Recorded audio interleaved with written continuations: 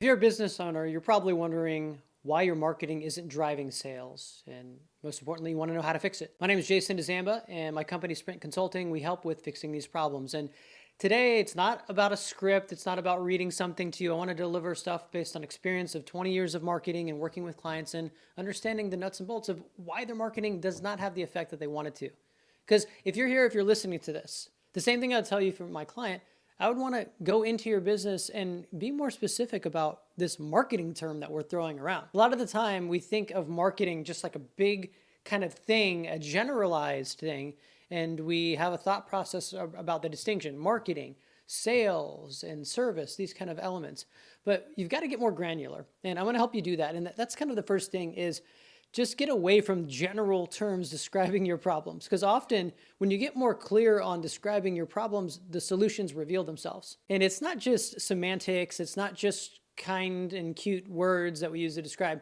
Marketing is a broad and ever-changing topic, and we need to be specific with what we're talking about. So if you have the question of why aren't my marketing efforts driving sales, it could be a lot of things. You could be spending a lot of money on advertising. And again, it depends on what type of business you have. If you have a business that is a service-based business, then you could be sending a lot of money on ads locally, Google ads and social ads and all that kind of thing. And you could be spending a lot of money and not getting the return on what you want. And that could be for a lot of different reasons. So we're going to go over some things that I've seen for that. But the first thing is we've got to get more specific on the way that we're describing and talking about diagnosing problems with marketing. So let's pinpoint a little bit more. If you are a local-based business, then we want to figure out what you're already doing and why is it not working. Is it a matter of feeling an emotion that, oh, things should be working better than possible? You can't just arbitrarily slap goals onto something. It has to be more pragmatic. And I'm all for having really great big goals.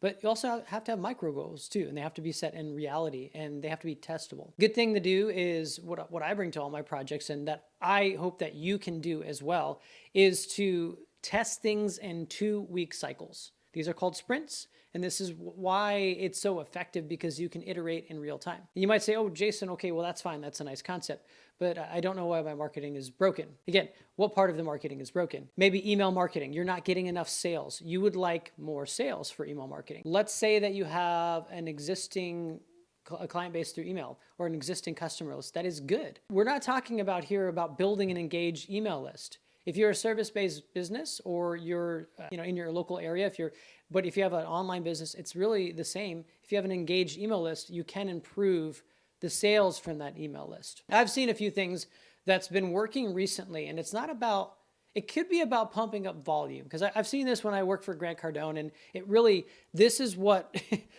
surprised me. I was like, whoa.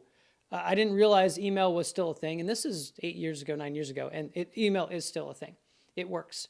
And it can drive a lot of sales. And if you have knowledge-based products or if you have services, if you have a service that is not generating sales, multiple of them, and you put the right email campaign, you can drive sales to an underperforming product. But if you have one service, the thing is that you could risk oversaturating that message. And if you're focusing on deals and discounts and you're in a market that you're not differentiated, then you're going to quickly saturate and bore your audience. So email marketing really has to be something, you have to get into the psychology behind it. Why would someone want to open an email? And it's about crafting something interesting for someone. And you have to, if you're sending a message to your email database that has already received multiple emails from you, it's not just sending the message for the sake of getting a sale, because then you're only thinking about your goals. And that's where we need to flip the marketing. If we get more granular with the specifics, in this case, we're talking about email, well, we need to get into the headspace of that person receiving the email, because people feel it now. When you're the target of a sales email, it's annoying. You delete most of them. If there's something you're interested in, I don't know why I'm thinking of Michaels, for instance. If you've ever bought craft supplies for your friend's family, or if you've ever been an artist, it is nice to get an email when you have a deal, when you got 20% off. It's useful because you're in the process of continually buying things from that particular brand. But when you get a promotion that you're not necessarily interested in, you've had no real experience with the brand, or with not just experience with the brand, a history of repeated purchases. And that's really where we can get more specific. Your customer that you want to get more marketing dollars from, do they have a history of repeated purchases, or are they, is it just the one time and you're hoping to get more out of them? There is a different level of messaging that needs to come with repeat business versus new business. So that's the thing, is we need to get more specific on what is not working, but not only, hey, it's not working as an emotional cry out for help. It's, okay, which part is not working and why do you think it's not working?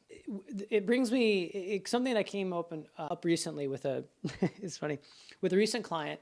We did a test because it's a group of franchises, and they were not mandated by the corporate entity, but they were tasked with proving open rates and click-through rates in their email campaigns. And the question that I had was, if we do that, which we can, is that really going to drive the goals that we're looking for? Because if your goal, if you want to fix this marketing thing and you say your goal is higher open rates, we want 20% open rates and we want 20% click-through rates or above 1% click-through rates, that's fine. That might not indicate or even give you the sales you're looking for. So what's the real goal? Is it really to inflate these numbers, have these higher numbers that look good on paper that could be key performance indicators, but may not be? Or is it really sales? So in this case, if you're with me right now, I would say that it's sales. And sometimes the metrics that you're going to use to evaluate your goals are going to be counterintuitive or different than what you think. This was a good example. So we ran a test. We had email lists that are warm email lists that are already repeat customers that are used to transacting with this business. And what we did was we took an isolated group. I would say we would cut the email list by 1/8 or 1/10. So it was only about 4,000 or 5,000, 4,000 to 6,000 email subscribers for this test per location. So we ran this in multiple. So we got to see the data across quite a bit of different applications. And it was unanimous that we were able, when we segmented a list with the same message, when we segmented the list, we knew that it was for a particular target audience.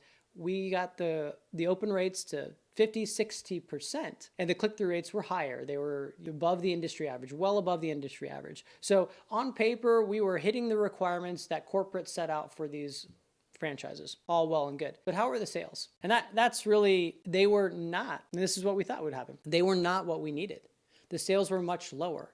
And although on the outside it seemed like, okay, the message was more well received, people opened, they clicked through, they followed, the sales were not there. The action that we wanted was not, there were sales, but when we sent out an email to our entire database, instead of segmenting it, it gave us a lot more sales. And this is where it could be a part of ethics in a way, marketing ethics. Do you just send out your message to everybody to get sales? Well, you can. If you have a bigger list, it's very likely that you're going to get more sales because it's higher volume. And the question you have to ask yourself as a business leader, a founder, is how granular are you willing to go? How much work are you going to put into the customer experience, the customer journey? And a lot of the times we don't prioritize. Founders don't prioritize the back end, the middle and back end experiences after the sale. And it's a key point because we get so focused on getting customers, acquiring customers, that we put all of our energy, effort, 80% of our effort into that part of it about acquiring new. And the second sale, as I've seen, is if someone knows you or you've already done business, it's easier for them to do business with you again. And every person that has transacted via email or text message has the opportunity for a second sale. So I think what you should do is flip the model, is 20% acquisition and 80% retention, loyalty, because they're going to be your future word of mouth. They're going to be the people around the campfire that are going to talk good things about you and bring you new business. It's much easier to keep an existing client that's happy, and they are going to naturally talk about you if you're doing a great job. If they love your service, it's just natural. It's human nature to recommend and promote things that we appreciate, that we love, that make us feel better, that make us look good. So that model should change from you. Because I've worked with a lot of businesses that all they focus, they invest millions in acquiring salespeople, advertising budgets, hundreds of thousands of dollars monthly on acquiring new customers, and then retaining and making the journey amazing for existing customers and to get them to higher levels of growth with your brand. They don't put the budget there. as much. So I think that you should try this, and it works. And that's what people want to see. They want to see more authentic relationships with their brands. They want to feel connected. They want to feel more personalized. And the way to do that is to take some of your budget that you have for this marketing, this big, ginormous concept that we're talking about, and get into the thought process. I mean, have your copywriter or copywriters really get drilled down into the details of the experience in the middle of your funnel and then the end. It's just, they're going to feel, people feel it now. Because of AI, there are so many marketers, so many people out there, and so much content available. Anybody that's 18 years old can flood a social channel with content that they can make. So the thing is what's going to differentiate your marketing experience?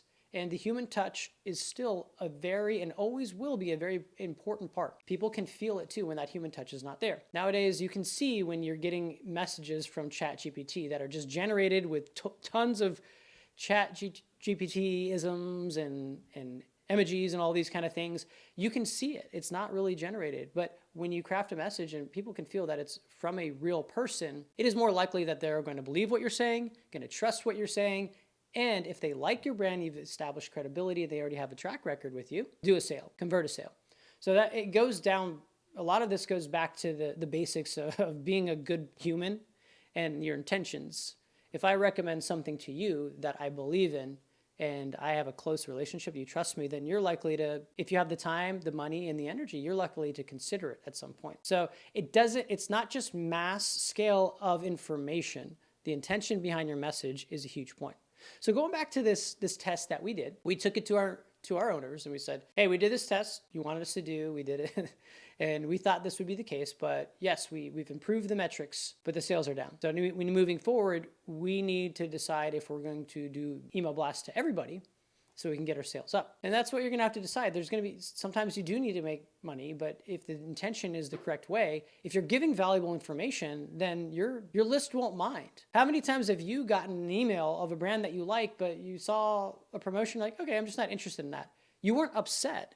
You didn't delete. It's like something that you might be interested in the future, or that particular offer wasn't relevant to you. It could be relevant to a lot of people. It's okay. But as long as you are sending out messages and content that is interesting or can provide value to people, then they're not going to get upset with you. And there's a likelihood, if you have a big list, that they will convert with you. So another thing I want to talk about is, and I love doing this so unscripted, because again, I want to be authentic to you. I want to be like, if we're in the same room and you say, hey, here's my business, here's what's going on, I don't understand how we can improve our marketing. I just want it to be like that. Like, okay, well, here's what we can do. And a lot of that is there's so many marketing tools out there. It's not a cookie cutter approach. It can't be. Your business is different. You need a team or people that are going to investigate and test things, that are going to figure out what works for your company. It's not always clear, and it's not always given, oh, I should be doing these things. Maybe you shouldn't. Maybe there's tools you don't need. Maybe there's processes you don't need. Maybe you only need a handful of clients, and maybe the content, the marketing content that you're investing in and creating, it only needs to serve this segment of the market. And that's the thing too. A lot of marketing content out there from these people that are very successful and have huge following. That's wonderful, but a lot of them are promoting that self-fulfilling prophecy, how to sell your course and all these kind of things. That's not really the marketing that a true business needs. If you're advertising a product or service, it's different, because it's not a personality-based product. It's a service or product. Okay? A lot of these guys that come out, you might be taking advice from them. There are good principles, but if you're not trying to build a personality brand based around you and your insights and expertise, if you're trying to build a business like a Patagonia, you're trying to build a Starbucks, if you're trying to build an entertainment center, the marketing is different. It's always, it's not about really the brand itself. It's about what it can offer and do for the target customer. They want to feel and see themselves. They want to experience this brand. And it's something that we talk about at Sprint Consulting all the time. It's really the fundamental aspect, is that you can have crappy marketing can still work very well. But if your strategy is off, if your positioning is off, if your creative is off, then it's not going to work. But the opposite is true. You can have a great strategy, positioning, and creative, and just have kind of off marketing, and it can still work. So that's one of the things that you need to consider, is marketing is not just one part of it. It really translates interchanges between what you do as a company, because your culture, If you do have a company that's 10, 20, 30, 100, 200 people, 2,000 people, the marketing is a fabric of your company just as much as the operations is. So that culture influences how the marketing is done. It instills and it should instill with your target market your values. And that's the big disconnect, is when people and business owners use marketing just to achieve an exchange, a transactional exchange. Hey, here's this ad. Do you like it? Buy something from me, from us. Nowadays, people want an experience. And that's what it is that if people like your brand and they continue shopping and exchanging with you ideas and emotional experiences, they want to have an experience. And that's really the goal of marketing now, is to create an experience that excites and attracts that audience. And it's like spending time with a friend. You've seen commercials that you, for brands, there's in the last 20 years, commercials and advertising have changed, and the content has changed dramatically. And it's focused, instead of just informational, it's got to be not only high level, but it has to entertain. It has to tell a story. It has to gravitate towards human emotions. And a lot of time the marketing out there is just talking about descriptions, about, hey, this is what we have. Hopefully you like it. There is something left on the table. You've got to map out the emotional experience and the journey. And that is a huge part of the positioning, is the emotion, the feeling around every piece of content that you put. You have to understand your target market. And if you're not crafting the marketing materials with the lens of a psychologist, then it's often not going to work, because there are many businesses that are doing that. It's like understanding your best friend. You understand your best friend or your spouse, your kids. You understand the way that they need messages conveyed to them. And you are always learning. It's an evolving process. It's a relationship. If you're just saying what you want to say in the way that you want to say it, and you're not receptive to the way that they need it told to them, or the visual way or the experience way, then you're missing an opportunity to drive more sales, to drive more growth, because you got to get into the headspace. So it's not just a big marketing thing. Like let's look at every funnel that you're working with, every aspect, whether it's social media, whether it's ads, whether it's email, whether it's posts, all of these channels. You got to establish that positioning and that emotional part. And you might say, okay, well, we think we've got all that. Then it's time to get into the more granular details and figure out what true metrics are driving sales, and then you can tweak it. But again, it's not a cookie cutter approach. It's really fun, but it's not always easy. And that's why it might be counterproductive to always follow what other people are telling you. You need people that are going to go in there and figure out what works for you, because what works for me does not work for you. What works for this business over here, a business, may not work for you because it's different. You have a different team. You have a different value proposition.